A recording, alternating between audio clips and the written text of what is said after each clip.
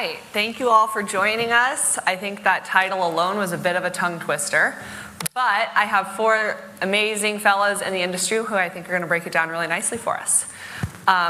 Thanks again for coming. I'm Rachel Nixon with IMA. We're a full-service insurance broker, and we've been working in the ecosystem for about the past 3.5 to 4 years, and we love this space. Thanks for being here. We're going to go through quick intros, and then we'll get into the good stuff. Go ahead. Hey, good afternoon, or good morning, everyone. Keith Webster with Enel. I'm a business development manager on our flexibility solutions team. If you're not familiar, Enel is the largest demand response provider globally. So I work with commercial and industrial customers to help them access market programs like the Arcus demand response programs here in Texas. Thanks. Awesome, thanks. Hey, good morning. I'm Ankit Joshi. I'm the head of North America for GDA. We are a Bitcoin miner. We have 20 data centers globally, 10 operating data centers in the US. And yep. I'm Trent Stout. I'm the Chief Commercial Officer with Priority Power. Priority Power is a full, complete spectrum energy service provider. So we focus on anything from the initial site selection, interconnect, utility capacity, through building, owning, and leasing high voltage infrastructure, and then through the ongoing procurement of power and demand response and management, and then all the things like regulatory services and market pricing that goes into managing a facility from its inception, over the next 20 years. Good morning, I'm Dan Erhardt. I'm the CEO of Arcus Power Corporation. We work across North America in providing data as a service for power market data, and then building predictive analytics for short-term modeling on top of it to support energy cost management decision making. And we've been building these models now for a better part of a decade, and we work with partners like Enel, large CNI, and other utility providers across multi-ISOs in North America today. Thanks. Awesome, thank you. Dan, we'll stay with you. Kick us off. How are AI models and energy management solutions transforming demand response holistically and with even potentially extended benefits? Okay.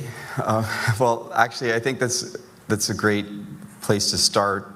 In the last several years alone, Arcus has been able to provide its customers decision-making tools that have enabled them to save about $250 million in energy costs and probably a couple 100,000 tons of CO2. And that's just been in our original market where we started in Alberta. So you can Texas-size that opportunity and realize this goes into the billions. And that's all been built on AI. So this is something that scales globally. There's dozens of markets that are deregulated around the world. And actually Texas is probably the #1 market where you're seeing enablement of AI. And it's really in part to do with sophisticated users and operators like miners here today, who, born out of necessity, have looked at energy cost management as something they needed to do to become profitable and effective in their operations. And now they've gone to the point of being able to not only just be good market participants, but are also vital in providing grid resiliency and reliability solutions to the evolution of these future grids. So the utilization of these AI tools is a big supporter in how they're able to do that and rapidly make decisions on how to participate in the grid. And Arcus supports those decision-making processes by providing AI models focused on short-term forecasting and time series, where we build out price forecasting, coincident peak demand, DR integrations, and we put them all together so that, subject to how the operators want to run their operations, they can make effective decisions around it. They're really risk-making or risk decision tools is what we're providing to the market. When I think about AI and where we're at today, we've gone from the point where we were spending days, if not weeks, training our neural network models, and now we're running maybe a dozen or so models, and today we're running hundreds of them that can be retrained in hours, if not sub-hour. What that really means for responsive loads in the market is that their capabilities in being able to redefine and replan their operations and their decision-making process is also going to become that much more rapid. So in the age of AI, it's really a tailwind for all of the operators here today and what they're able to accomplish. And we're going to this point where we're moving beyond just having local models, but foundation models that can scale across multiple zones, hubs, ISOs even, and serve the broader needs of operators who operate in multiple jurisdictions. So that's really what's fascinating about AI today as I see it, and I think it's critical when you think about what happens next, and if you're a believer in AGI becoming the next thing, then looking at foundation models as a supporting infrastructure to being there is a critical step. Yeah, absolutely. The pace of change in this space and how rapidly everything's changing is wild and exciting to see. And building on that, Keith, I'll turn it over to you. How can AI better inform demand response participants on the highest value opportunity for their businesses? Yeah, thank you. I would say that AI can be used really across the energy management spectrum from a C&I perspective, even starting on energy procurement, using models that can look at, historical supplier information and weather information and giving customers the best, time to transact when they buy their energy and come out ahead from the economic standpoint. And then as far as your day-to-day operations and building off what Dan had talked about, using those models to make sure you are choosing what is the highest value opportunity for my business tomorrow. In the ancillaries market, for example, here in Erhardt, we have to submit bids by 1:30, I believe it's 1:30 p.m. For the following day. And I think traditionally a lot of customers will maybe at an ops meeting in the morning, they will say, okay, what's our strategy? What do the forwards look like? What do we think we want to do tomorrow? And they'll make that decision and they'll go about their day. But with layering on, AI, we can have that decision made right up until the point of market closure. And as with any predictive model, the closer you get to the time, the more accurate it is. So we see that this is a distinct advantage because if in the morning, for example, there wasn't any price volatility predicted, but then the model picks something up later in the day, we can adjust for that in real time and make sure that the customer is either dipping out of the ancillaries to chase the peak or staying in because there's nothing, predicted there. And I think another piece of it could also be on the GHG consumption, using AI to inform, based on historical cloud and solar, when is the supply mix the cleanest versus the dirtiest. And there are some programs out there that you can look at to reduce during those times, and that can count towards some of your GHG goals. Just-in-time decision seems like the future, but here we are. Trent, turn it over to you. From a Priority Power standpoint, I know you guys offer a comprehensive solution around the physical power infrastructure. Where do you see opportunities for AI going in the future and any analytics to support an actual facility? Sure. The problem that guys like Ankit here are trying to solve in real time is the most complicated power strategy that anyone's ever tried to solve, as far as all the different factors that go in from the day ahead through real time. And the big piece is really bridging the theoretical of price predictions and how you think markets are going to behave to the actual operations of the facility. A lot of that alpha in a good model can get thrown out the window really quickly based on the operating capabilities of the facility. And I think the real blue sky space for AI here is putting the pieces together, right? So each component, so price prediction, you've got great models that are getting better every day, right? Miners are collecting data on their own, their control software, they're understanding the temperature of a specific miner in a specific location, they know what the weather is at that moment, they know all these other things. We as their queasy would know their obligations, by the hour of where they needed to be, what their base load. We can monitor their frequency, we can understand the things that are in the nodal protocols that aren't predicted from the models, they're just the operating framework that you have. All that information is not available in the same place to have like an overall AI model really optimizing each piece of it. So that's where we really see is we're trying to help pull expertise in different areas. Like we're not a software firm. I don't have 20 PhDs like making the coolest price predictions, but we're taking those pieces and helping people understand and put those together. And so as that comprehensive provider, we can have a view on price. We can have a view on the regulatory environment. We can have a view on the value of your load and optionality. We can have a view on how you should run this in the weather. And that is where applying AI tools is going to make a big difference, because it's only going to get more complicated. So if you take it from miners to like AI, the way those models and their consumption, it's not a smooth load throughout the day. So that's going to create new sets of problems that aren't really demand response. It's just how do we optimize the power of the facility, understanding their critical load, understanding which piece of the model can't be turned off, how it's going to move over the next few hours, and all that again goes back into the operations. And everybody's building out facilities, so their facilities are really never in the same state twice, right?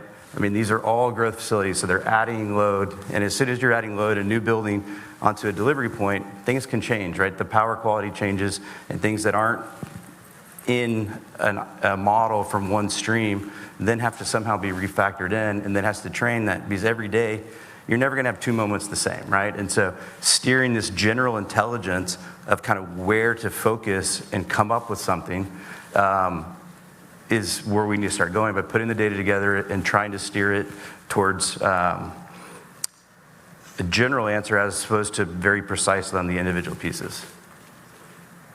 AJ, it sounds like you have a tough job as a Bitcoin miner. These guys have set you up well here. What are your goals for how to procure power, factoring in demand response, and all the things these guys just talked about? Well, what's most important for us is to strike the perfect balance on what's our cost of power to generate the hash rate.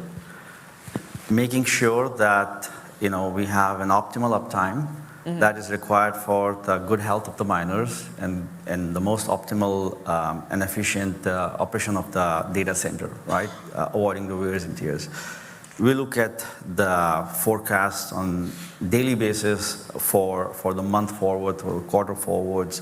We look at the congestion in the market. We look at what's the prediction on gas production, gas storage, heat rates, et cetera, and then work with the QSCs and the power brokers to really make an educated decision. What would a particular month or a season look like? And that helps us determine, integrate those risks coming from temperature volatility.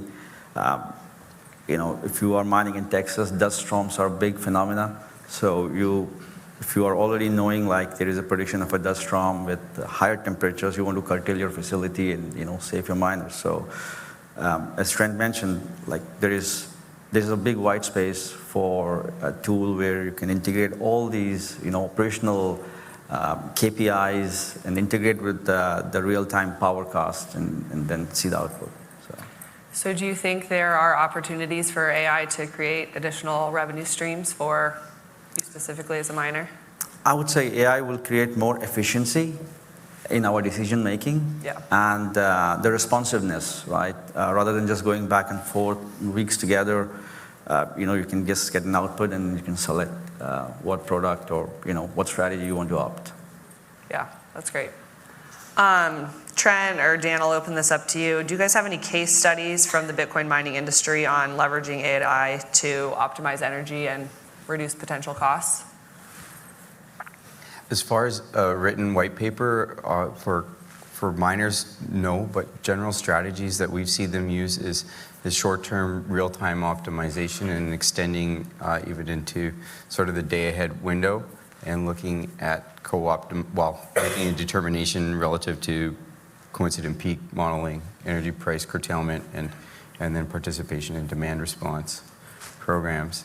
And so that's where we're really seeing it. They're looking at the relative value of each one of these opportunities and where their curtailment is available, that's where they're looking to take opportunities. So they can operate quite dynamically and in real time, and they know almost with certainty what the price that they're going to get because they can see it right in front of them what the LMP is in the next interval. And that's quite a frequent strategy that we're seeing. To follow up on Ankit's point there about looking at the health of the miners and cycling these miners on and off is creating some difficulties in these pieces of equipment breaking. It's similar to, I would liken it to some of the work we're doing with battery optimization and knowing that they have 450 cycles in a year on which that they can cycle that battery. And now we have to look to that as an opportunity to work with miners and realizing, well, what is the optimal cycle time around these assets and bake that into their decision making would be next. So I'll just add on to that. I think what we're talking about isn't anything new. There's been people that have been optimizing around, is it better for me to be curtailing for price or participating in demand response? That's been around for a long time. And I think historically people get maybe price forecast from their rep, maybe they have a consultant sending them a CP forecast. But what's different is for putting it all into one, one UI for the customer to be able to easily access the information. And the other part that's different is that there's so many of you guys, of Bitcoin miners out there that can take action so quickly. And historically, the people that do this, they need to plan to do a shutdown of their manufacturing operation. So they need that advanced time to make that plan. But with how nimble, the mining community is, it's providing that information just at the last minute so they can make the best decision. Yeah, that's really helpful. What are the trade-offs you see between building a team in-house, AJ, and versus outsourcing it? What does that look like from your standpoint on the mining side? Well, GDA is a vertically integrated company, right? And we have been doing Bitcoin mining since 2013. So I think it was a legacy that we had to build everything in-house because there was not much resources out there when we started. And it's a differentiator. I mean, from the power strategies, from maintenance of the facilities, building our facilities, we do it all in-house. That gives us agility, that gives us efficiency, that gives us control. That's most important. We ran into a unique situation in markets where we have, it's a regulated market like in Carolinas or other parts of the country, where the utility will not tell you when it's the peak, and they will not issue a curtailment notice, but if you are operating, then you'll be penalized. And we have our in-house software that we use to manage our fleet and operate, and we have integrated certain bots and certain programs that helps us to kind of predict the load and the temperatures, et cetera, et cetera. It's only possible because we had this capacity and capabilities in-house rather than just relying on what products are in the market, just going out to established companies and just asking them to create a smaller niche that you want. It's not possible, right? It might not be an issue for other miners, so that really helps to have in-house resources. Yeah, absolutely. Trent, you work with a lot of the people in the space. What do you see? What works well? Well, it might be kind of an unpopular opinion, but I think miners a lot of times try to do too much themselves, and they end up not knowing what they want to be as a company. And so, I compare it to like oil and gas. Like, are you upstream, are you midstream, are you downstream, in that expertise? And so, by being so entrepreneurial, the companies that succeed is they move fast and they have to do things themselves a lot of times. And so kind of end up by default there, and it's successful. But as it gets more and more competitive, you're actually creating a software firm, you're creating a construction firm, you're creating like an operating firm, and then, oh, by the way, also we're long Bitcoin, right? And so those strategies, and then they change with the markets and price and cash flows. And so I think over time you will get more specialization as the public companies get direction from the marketplace. Now that we have an ETF to compete against, they're going to have a clear message on what their competitive advantage is as a miner and where they're going to separate businesses out.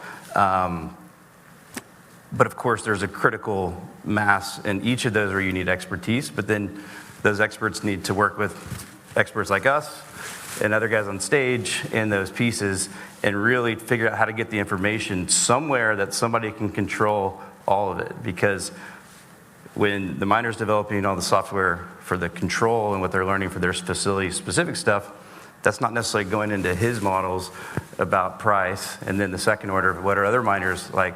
Okay, well now if I know everybody's going to turn off this price signal, I might as well just stay on because the price is going to come down and I'm going to run through this block and I'm going to be the only one mining at that time, right? So there's just so much exciting, complex issues to solve that I think they're going to have to specialize more. Yeah, absolutely. Well, shifting gears a little bit, it's been fun to hear some chatter around the conference about where the Bitcoin price is going and when we're going to hit 100. So let's talk about the future a little bit. Keith, we'll start with you. Where are things going? Yeah, what comes to mind first, I guess, is these AI models can also be trained to optimize batteries, as I think was referenced earlier. And so we'll back up for a second. We have plenty of customers who are not flexible, like Bitcoin, and so they're using behind-the-meter batteries to take some of these actions, participate in demand response, avoid coincident peaks. And so my first thought is, at some point, Bitcoin's going to get high enough, potentially, that it doesn't make sense to curtail, and these guys are going to want to run 24/7, 365. So then why not have a battery to support that and take these market actions for them so they can mine as much as they can? AJ? Well, I would say, look, Bitcoin mining is most suited. Why Texas flourished, or why Bitcoin mining flourished in Texas is because West Texas has a lot of stranded power, not enough load. And you can co-locate the Bitcoin mining load, use electricity when there is not much in demand. In Texas, like the spinning reserve is almost 40 gigawatts. The base load and the peak load, that's the difference between those two. So I would still say Bitcoin mining is a great asset for the power grids just because it's flexible. We need to continue to be good corporate citizens and don't get into fascination of just running 24/7. Even Bitcoin is $1 million. I mean, we need to curtail for our maintenance, for health of the miners. So really integrating those strategies with demand response, AI models, and making sure that the cost of power and operations is more optimal is important. Price-wise, I would say we're looking for maybe $500,000 Bitcoin, hopefully $1 million in Bitcoin. Yeah. Perhaps in this bull run. Yeah. Trent? I think for large projects, the theme is really going to be to control your own destiny. You need to control the actual power generation. And so you'll see lots of projects kick off where you're actually generating power for that use because you need power and it matters where it is. It needs to be next to the load. And so there's a lot of stranded or cheap energy, and now data centers, big data centers can go just like miners to locations that they didn't before.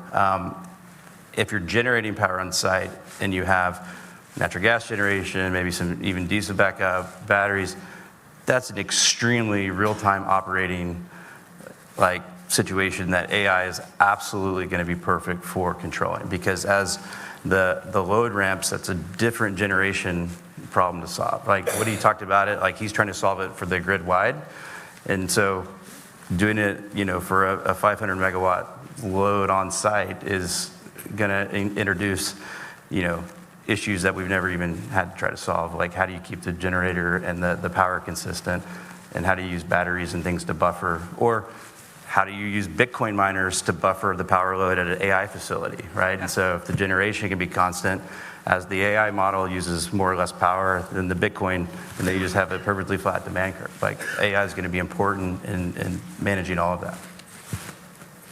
Thank you. Ian? Yeah, when I think about this right now, I think about the demand shock that we're facing, globally and here in the state as well. And the reality is we're not really in an energy transition, we're in an energy expansion.